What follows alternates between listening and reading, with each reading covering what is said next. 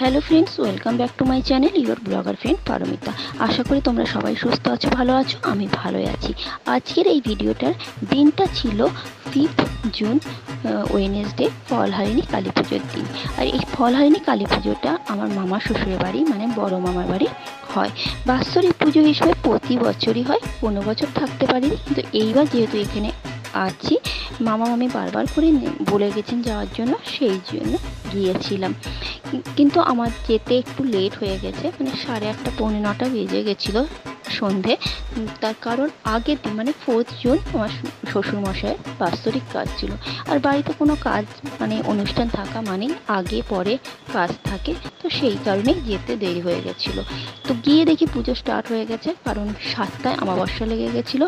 মামার ছেলের বউ, মানে যে যা আমার, দুজনেই অসুস্থ, তো সেই জন্য তাড়াতাড়ি আমাবস্যা লাগার সঙ্গে সঙ্গে পুজো স্টার্ট করে দিয়েছে।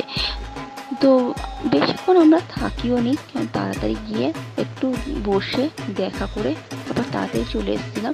যে বললাম যে আগের দিন কাজ ছিল বাড়িতে, আর পরের দিনই যেহেতু ছিল পুজোটা, প্রচণ্ড টায়ার্ডও ছিলাম, বিজি তো ছিলাম, সেই সময় টায়ার্ডও ছিলাম, সেই জন্য তাড়াতাড়ি চলেও এসেছি। তবুও যতটুকু ছিলাম, যতটুকু দেখেছি, ততটুকুই তোমাদের সঙ্গে শেয়ার করছি। আশা করি ভালো লাগবে। অবশ্যই কমেন্টস বক্সে জানিও কেমন লাগলো। যদি ভালো লাগে লাইক শেয়ার করো, আর যারা এখন আমার চ্যানেলে নতুন তারা আমার চ্যানেলটা সাবস্ক্রাইব করে পাশে রাখা বেল বাটনটা প্রেস করে দিও। আর তোমরা দেখতেই পাচ্ছ এখানে কিন্তু কোনো প্রতিমা তৈরি করে পুজো হচ্ছে না, একটা মূর্তি, একটা পুজো হচ্ছে। তার কারণ মামার বাড়ি এই মানে মায়ের যে মূর্তি, সেটা পিতলের কেউ দিয়ে গেছিলেন, মানে যিনি দিয়ে গেছিলেন তিনি রেখেছিলেন ওখানে, এবং প্রথম তিনি নিজেও আসতেন। দুজনে মিলে মানে কন্ট্রিবিউশনে পুজোটা করতেন।